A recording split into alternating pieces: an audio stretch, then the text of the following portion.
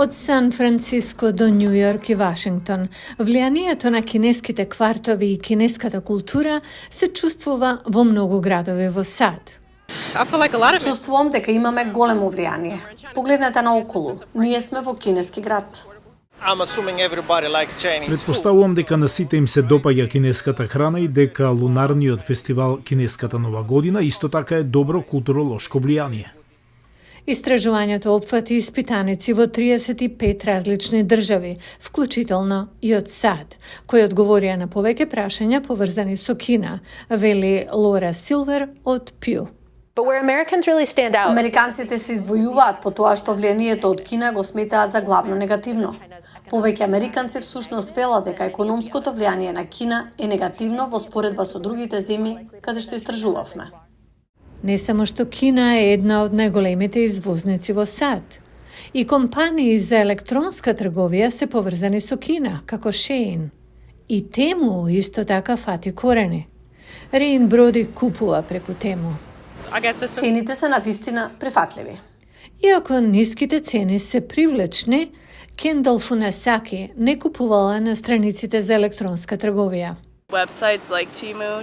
Веб страниците како Temu и слични кинески веб локации можеби имаат малку негативен ефект врз однесувањето на потрошувачите, затоа што предизвикуваат охрабрување на луѓето да купуваат многу повеќе, а квалитетот на тие артикли не е одличен. И тоа е големо користење и потоа фрлање на предметите, што мислам дека е расипнички.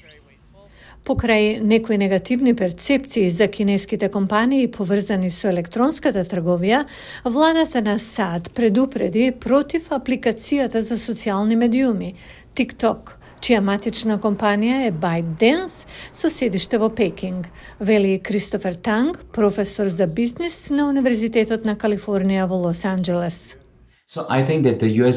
Владата на САД е загрижена дали TikTok може да се користи како средство за ширење потенцијално лажни вести, а исто така и необјективни ставови за различни кандидати во изборни години.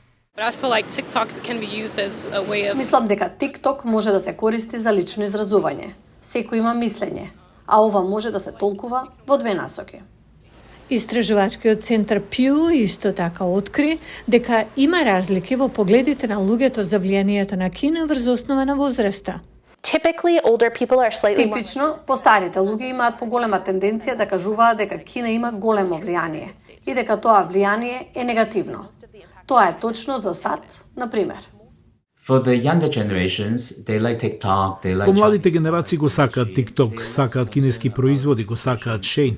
Тие се малку загрижени за ситуацијата со Кина, така што сметаат дека Кина е релативно позитивна. Но постарите генерации се уште мислат на војната за глобалните безбедносни прашања. Тие се повеќе загрижени за Кина. Така мислам дека резултатите не беа изненадувачки. Наудите на Пју се засноваат на јавната перцепција и не се индикативни за тоа колку всушност Кина има влијание врз домашните економии, но тоа би можело да биде корисна алатка, вели Силвер. Јавните перцепции веројатно играат улога во тоа како политичарите размислуваат за работите. И затоа мислам дека давањето глас на јавноста е важна услуга. Услуга што претседателските кандидати може да ја користат за да добијат гласови.